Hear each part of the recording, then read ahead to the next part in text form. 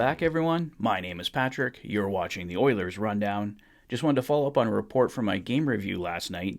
Yesterday, in an interview on Oilers Plus, Oilers GM Ken Holland revealed that Evander Kane is seeing his doctors on Monday, and there was potential for him to return within the next 2 weeks.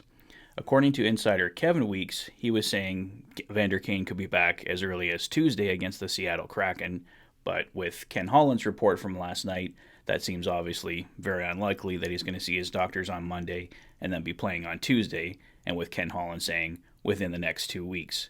So the initial reports, back when all the Evander Kane talk was kind of starting here over the last week or so, was that Evander Kane could come back on January 25th against the Columbus Blue Jackets.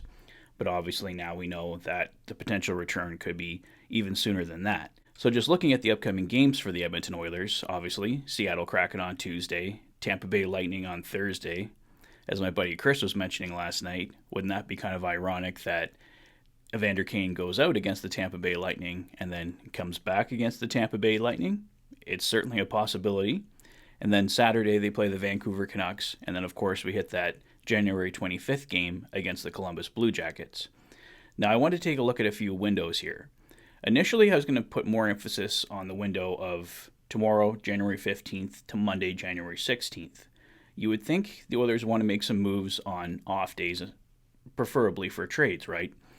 Now, with it not looking like Evander Kane's going to come back on January 17th, I think a lot of the pressure to possibly get something done this weekend or early on Monday is probably gone. But that pressure to get something done before Evander Kane comes back still remains, obviously, because he could come back literally at any time over the next week or so. So we could still keep an eye on something happening this weekend, potentially, but probably the most likely next window of opportunity for the Oilers to make a trade is that January 22nd to 24th period, a 3-day period between the Oilers playing the Vancouver Canucks on the 21st and Columbus on the 25th.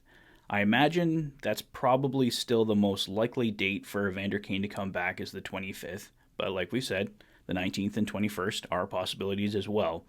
So will the Oilers make a trade? I think they will, and obviously the most likely guys to go that will make the most impact on creating cap space for the Edmonton Oilers are Jesse Puljujarvi or Warren Foegele, who have almost identical cap hits.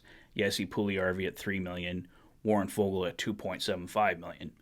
Both guys, despite Jesse Puljujarvi scoring last night against San Jose, which was nice to see, have had little impacts on the roster. They started yesterday's game making up the fourth line, so the Oilers clearly aren't holding them at high levels of importance, and at the end of the day, if the Oilers want to do anything of substance, contracts like that will simply have to go. Another guy I think we should keep our eye on is Derek Ryan. I think the Oilers will potentially try to trade him, but ultimately, at the end of the day, he could end up being put on waivers and sent down to Bakersfield.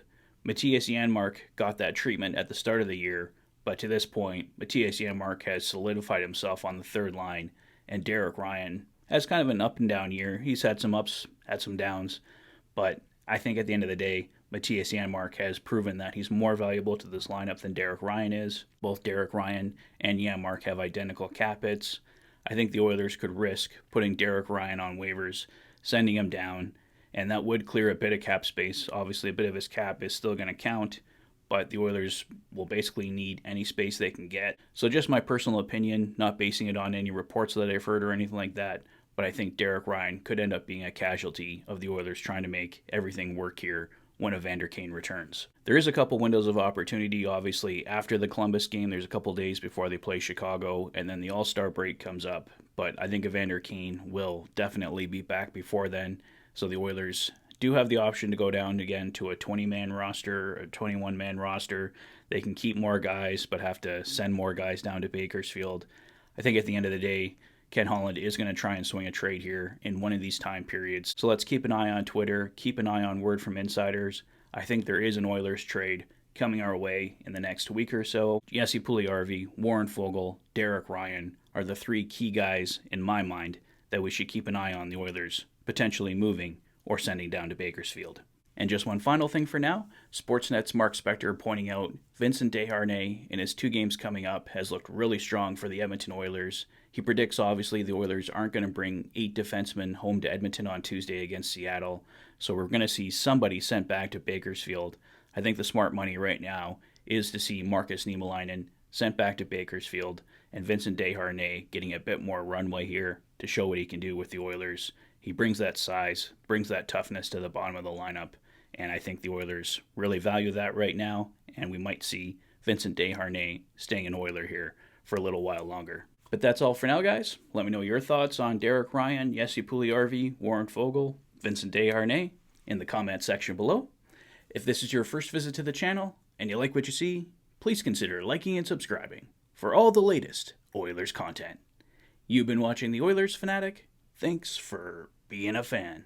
Take care, guys. I'll see you tonight for the Fanatic Rundown.